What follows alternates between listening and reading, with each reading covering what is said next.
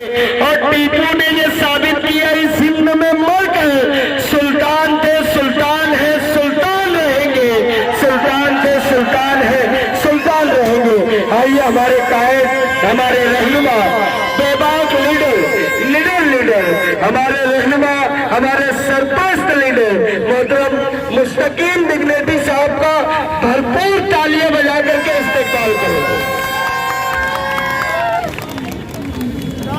साथियों, सबसे पहले यौम आजादी की पुरखुलूस मुबारकबाद। आज हम शहीदों की यादगार के पास अशोक स्तंभ पर झंडा बंधन करने के लिए जमा हुए हैं। ये मुल्क हमेशा कई रंग में बसा हुआ है, मगर हम पिछले कुछ वक्त से देख रहे हैं मुल्क भर में एक रंग की बात की जाती है। हम ये बात कभी नहीं मानते कि ये मुल्क किसी एक रंग का हो सकता है। वो रंग भगवा हो, वो रंग हरा हो, वो कोई भी एक रंग हो, हम उसकी मुखालफत करते हैं। हम तिरंगे रंग की हिमायत करने वाले लोग हैं। इस मुल्क की आजादी में जहां गांधी थे, भगत सिंह थे, तो वहाँ मोहम्मद अली जौहर थे, मौलाना अब्दुल कलाम आजाद थे, अशफाक उल्लाह खान थे। हम इन सब की कुर्बानियों को मानते हैं। हम कभी ये नहीं कहते कि ये मुल्क को सिर्फ मुसलमानों ने आजाद किया। हम ये मानते हैं कि तमाम ही मजाहिब के लोगों ने मिलजुल कर आजादी की लड़ाई लड़ी। मगर पिछले कुछ वक्त से देख रहे हैं मुल्क के साथ साथ मालेगांव शहर भी फिरका परस्तों का मरकज बनता जा रहा है। कल का ही एक वाकया था। एक सोची समझी सोच के तहत कुछ लोग हैं जो ये चाहते हैं कि मालेगांव शहर फिरका परस्ती का गढ़ बन जाए, और इसी के तहत बार बार यहाँ पर ऐसी कोशिश की जा रही है कि मालेगांव शहर के हालात खराब हो।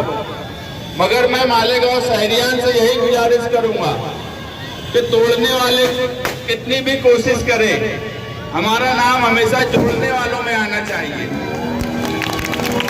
हम इस शहर में ऐसा कोई काम नहीं हो जिसकी वजह से शहरियान को और किसी भी मजाहिब के मानने वाले को कोई तकलीफ आए।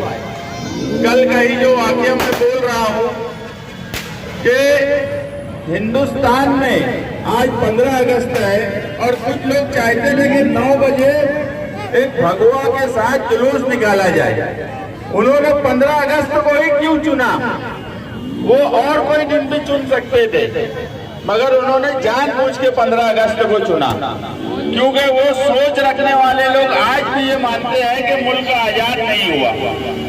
और अगर ये सोच रखते हैं तो इन सब लोगों की कुर्बानियां जिन्होंने मुल्क के लिए दी है, ये उनकी बेइज्जती करते हैं। जब हमें मालूम हुआ कि मुल्क में पहला बगुल बजाया जाएगा सखनान के नाम से, जो एक जुलूस निकलेगा और वहां पर भगवा मुल्क हो, भगवा झंडा लहराया जाए, तिरंगा झंडे की मुखालफत, तो सबसे पहले हमने पुलिस में जाकर उसकी शिकायत की। उसके बाद हम आकर एक प्रेस वालों से मीडिया के सामने हमने वो सारी बात रखी। रात में मुझे तकरीबन 9 बजे एडिशनल एसपी साहब का फोन आया कि हमने उन लोगों पर कार्रवाई की और जो परमिशन दिया गया था हमने उसे रद्द किया। हम कल भी मीडिया के सामने यही बात बोले थे कि सिर्फ अमन और शांति ये बोल करके कोई जुलूस भगवा के नाम से निकाल ले, कोई आक्रोश के नाम से जुलूस निकाल ले, और पुलिस ये बोले कि हमने तो अमन और शांति उसके बाद भी कायम रखी। ये अमन और शांति कायम रखना नहीं होता। अमन और शांति हमेशा इंसाफ के साथ कायम होना चाहिए। अगर कोई गलत कर रहा है उस पर कार्रवाई होकर अगर अमन शांति रहती है तो इसी को इंसाफ कहा जाता है, और यही पुलिस को करना चाहिए, ना कि ये कोई फिरका परस्त या कोई ऐसा आदमी जो लॉ एंड ऑर्डर अपने हाथ में ले ले, उसके बाद भी हम ये कोशिश करें कि वो अपना काम भी कर ले और अमन और शांति रहे, तो ऐसा हो नहीं सकता। इस मुल्क में, इस शहर में अगर कोई तिरंगे का अपमान करेगा, इस शहर में अगर कोई जातिवाद के नाम से हालात खराब करने की कोशिश करेगा, तो ऐसे लोगों को मुंहतोड़ जवाब देना इस शहर के नौजवान जानते हैं।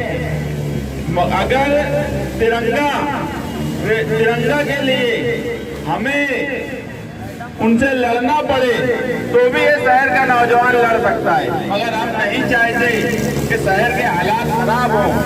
इसलिए हम तमाम ही लोगों से गुजारिश करते हैं कि वो मुल्क के और शहर के हालात खराब करने की तरफ ना जाएं, शहर में अमन और शांति रखें और पुलिस हमेशा इंसाफ के साथ अमन और शांति रखे। यही हमारी पुलिस से गुजारिश है। ये मुल्क तमाम ही रंग में रंगा हुआ है। ये ना ही कभी यक्सा सिविल कोड के नाम पर एक हो सकता है, ना ही किसी एक रंग के नाम पर एक हो सकता है। ये कई रंग बिरंगी तहजीब का मुल्क है और ये रंग बिरंगी तहजीब का ही मुल्क रहना चाहिए। यही हम चाहते हैं, यही हम मानते हैं। हम ना एक मजहब की हुकूमत कभी यहाँ चाहते हो किसी भी मजहब की हो, ना ही एक रंग की हुकूमत चाहते हो किसी का भी रंग हो। हम चाहते हैं कि तिरंगा हुकूमत हो, रंगारंग तहजीब हो। यही हमारे मुल्क में, दुनिया में हमारा मुल्क इसीलिए जाना जाता है, सेकुलरिज्म के लिए, रंगारंग तहजीब के लिए। मैं हुकूमत की तरफ से जो गाइडलाइन आई थी कि अपने अपने शहरों में जिन लोगों ने आजादी के लिए कुर्बानी दी है, हमने कल रात में उनको खैराज अकीदत पेश किया 7 शहीदों को। हम कोशिश कर रहे हैं कि किसी तरह उनका नाम लिखा जाए। हर बात हम अवामी तौर पे बता नहीं सकते, उसकी वजह यह है कि कुछ लोग जानबूझकर उसके अंदर रुकना अंदाजी करते हैं। मगर मैं उन लोगों से भी गुजारिश करता हूं कि आप सियासत कीजिए, आप हर तरीके से जहां मुखालफत करना है मुखालफत कीजिए, मगर जिन लोगों ने मुल्क के लिए कुर्बानी दी है, जिन लोगों ने इस मुल्क की आजादी की लड़ाई लड़ी है, ऐसे लोगों का नाम लिखाने में अगर कोई रुकना अंदाजी आप लोग डाल रहे हो, वो किसी भी सोच के लोग हो, कम से कम आजादी की लड़ाई लड़ने वाले जो लोग हैं उनके काम काज में कोई रुकना अंदाजी ना की जाए। अगर मिलजुल कर नाम लिखने की बात आए तो ये सबसे बेहतर ऑप्शन है। अभी तक जो हो गया वो हो गया। आप खुद भी अब देखते हैं शहीदों की यादगार पर मेला लगता है, वो शहीदों को खैराज अकीदत पेश करने के लिए लगता है। दिन ब दिन इसमें इजाफा होता जा रहा है। तो मैं उन लोगों से भी गुजारिश करता हूं जो आज तक मुखालफत करते आए कि अब वो मुखालफत कम से कम इन लोगों की बंद कर दे जिन्होंने आजादी की लड़ाई में हिस्सा लिया है।